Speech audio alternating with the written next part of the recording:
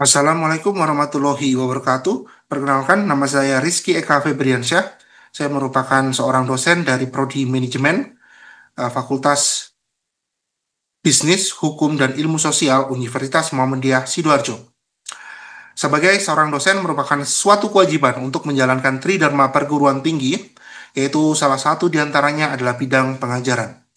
Pada kesempatan ini, saya akan memaparkan salah satu mata kuliah yang saya ajarkan, yaitu digital pemasaran. Mata kuliah ini merupakan lanjutan dari mata kuliah manajemen pemasaran yang telah diadakan pada semester 1.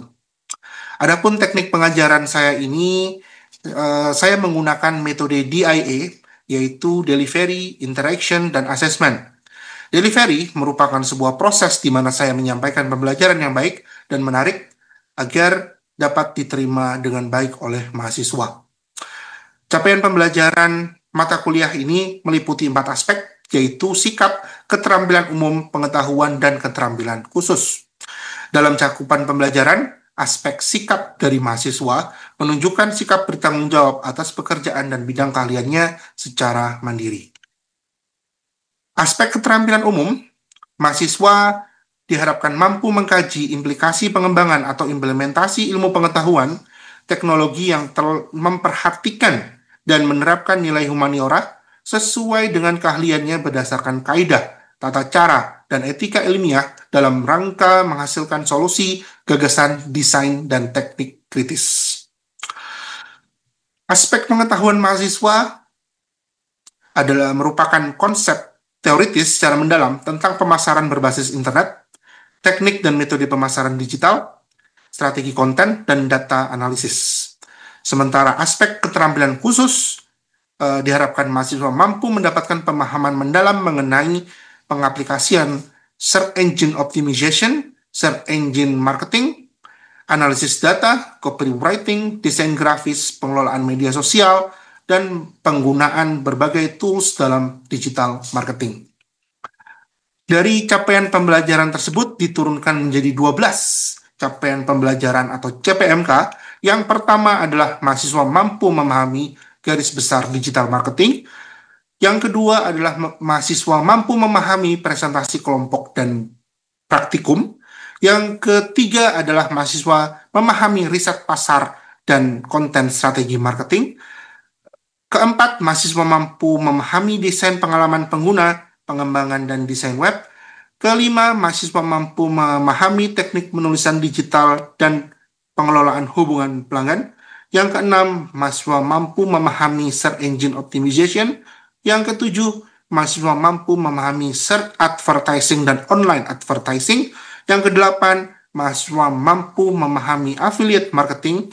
Kesembilan, mahasiswa mampu memahami video marketing. Kesepuluh, mahasiswa mampu memahami sosial media strategi and channels. Ke-11, mahasiswa mampu memahami mobile marketing. Dan yang terakhir adalah mahasiswa mampu memahami data analytics and conversion optimization. Dari CPMK tersebut akan diturunkan dalam sub CPMK menjadi 14 kali pertemuan, tidak termasuk dengan ujian tengah semester dan ujian akhir semester. Untuk mendukung pembelajaran ini, saya menggunakan literatur sebagai berikut.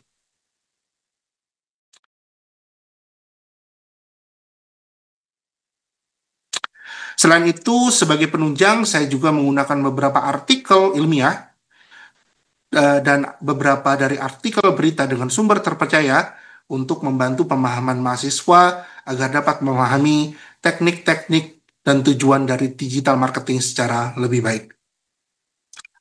Itulah model pembelajaran dalam pengajaran yang saya gunakan dengan metode delivery. Untuk metode selanjutnya adalah interaction, yaitu metode yang menjalin keaktifan dan komunikasi antara dosen dan mahasiswa untuk mencapai pembelajaran.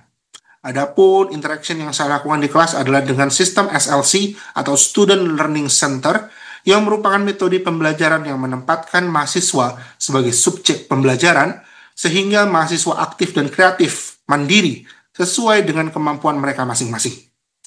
Sistem SLC ada 3 bagian, yaitu pemaparan dosen di kelas yang disisipi oleh pertanyaan kepada mahasiswa, Yang kedua, diskusi grup dengan dosen untuk menganalisis sebuah kasus. Dan yang ketiga adalah self-directed learning, yaitu tugas yang diberikan dosen kepada mahasiswa untuk membaca, meringkas materi, ataupun menerjemahkan sebuah case tertentu. Dalam menjalankan pembelajaran ini, saya menggunakan platform yang dinamakan e-learning. E-learning ini digunakan mahasiswa untuk mengisi presensi, mendownload materi, menautkan tugas, dan berdiskusi atau tujuan lainnya. Itulah model interaction yang saya gunakan dalam pembelajaran ini. Selanjutnya, metode assessment merupakan proses penilaian untuk mengukur kemampuan mahasiswa secara objektif selama pembelajaran. Dalam asesmen ini ada 5 indikator yang saya gunakan. Dalam penilaian, yang pertama adalah kehadiran yang memiliki bobot 12,5%. Kedua adalah partisipasi dengan bobot 12,5%. Tugas berbobot 25%. Dan ujian UTS dan UAS masing-masing berbobot 25%. Yang jika dijumlah akan mendapatkan total 100%.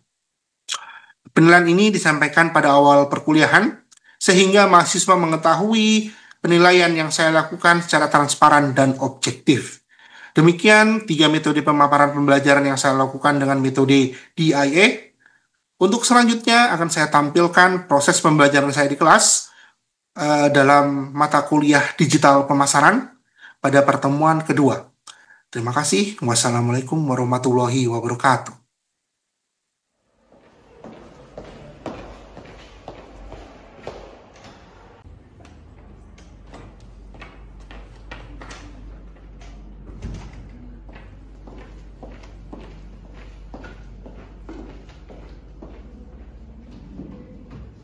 Assalamualaikum warahmatullahi wabarakatuh. Waalaikumsalam warahmatullahi wabarakatuh. Selamat pagi rekan-rekan mahasiswa. Semoga di hari ini kita semua diberikan kesehatan untuk dapat belajar dengan baik di perkuliahan digital pemasaran hari ini. Baik, sebelum kita mulai, alangkah lebih baiknya kita mulai perkuliahan hari ini dengan berdoa. Berdoa dimulai.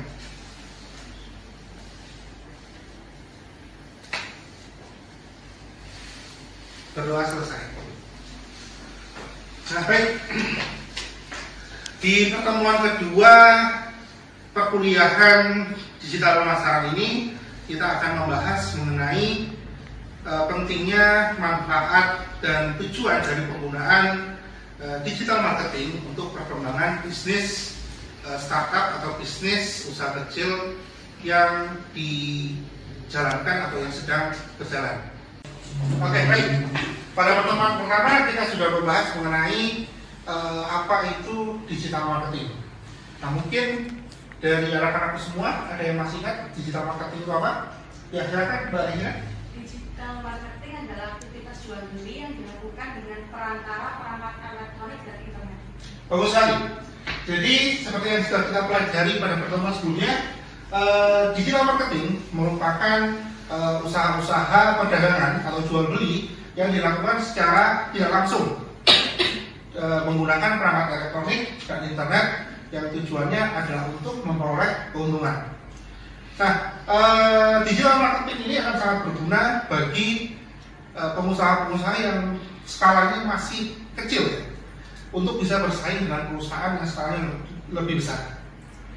Nah, dengan digital marketing ini Anda tidak perlu membutuhkan modal yang besar. Cukup dengan peralatan sederhana, sambungan koneksi internet, Anda sudah mendapatkan beberapa keuntungan yang membuat Anda dapat bersaing dengan perusahaan dengan skala yang lebih besar. Terdapat teknik-teknik nanti yang bisa Anda gunakan dalam perdagangan internet atau e-commerce yang bisa membuat usaha Anda akan jauh lebih berkembang lagi di masa depan. Saya Pak mau tanya tentang konten, yaitu apakah terdapat strategi konten dalam digital marketing? Baik, ada lagi pertanyaan yang ingin ditanyakan atau didiskusikan? Saya Pak, saya mau tanya tentang SEO. Apa sih kegunaan SEO dalam bisnis digital?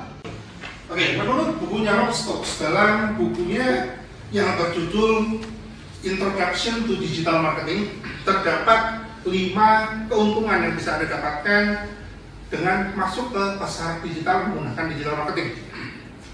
Keuntungan yang pertama adalah skala produktivitas yang meningkat. Karena dengan menggunakan digital marketing, Anda tidak membutuhkan biaya-biaya yang biasanya Anda butuhkan sewaktu Anda menggunakan pemasaran secara konvensional. Kalau pemasaran secara konvensional, Anda membutuhkan mungkin sewa toko, merekrut karyawan, biaya kebersihan.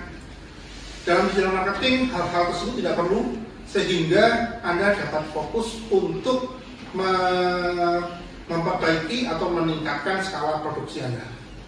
Yang kedua adalah jangkauan yang lebih luas. Seperti yang Anda ketahui, kalau dalam pemasaran konvensional, sewaktu Anda ingin mencakup pemasaran area yang lebih luas, Anda membutuhkan advertising yang lebih mahal. Beriklan, media cetak, media elektronik, menyebarkan poster, memasang baliho. Tapi dengan digital marketing hal tersebut tidak diperlukan, karena cukup dengan menggunakan email, menggunakan poster digital, dan Anda sebarkan juga ke media sosial, menggunakan email, ataupun membuat website. Hal tersebut akan membantu Anda untuk mencakup area pemasaran yang lebih luas. Baik, apakah sudah tidak ada lagi yang ingin ditanyakan? Kalau sudah tidak ada, kita akan masuk ke akhir materi, yaitu pembagian tugas. Tugasnya saat ini adalah berupa project based learning, di mana Anda akan berkelompok untuk mengerjakan atau memecahkan permasalahan atau case yang diberikan secara berkelompok, dan tugasnya adalah Anda mencari sebuah unit usaha kecil dan menengah yang sukses mengaplikasikan 7 digital marketing ini, dan usaha kecil dan menengah tersebut haruslah ada di pasar Indonesia. Sebutkan nama UKM-nya apa dan teknik apa yang mereka gunakan sehingga mereka dapat sukses mengarungi pasar digital di Indonesia. Baik, tugas sudah diberikan dan pertemuan sudah usai. Kita akan cukupkan sampai sekian. Terima kasih. Mohon maaf jika terdapat salah kata. Wassalamualaikum warahmatullahi wabarakatuh.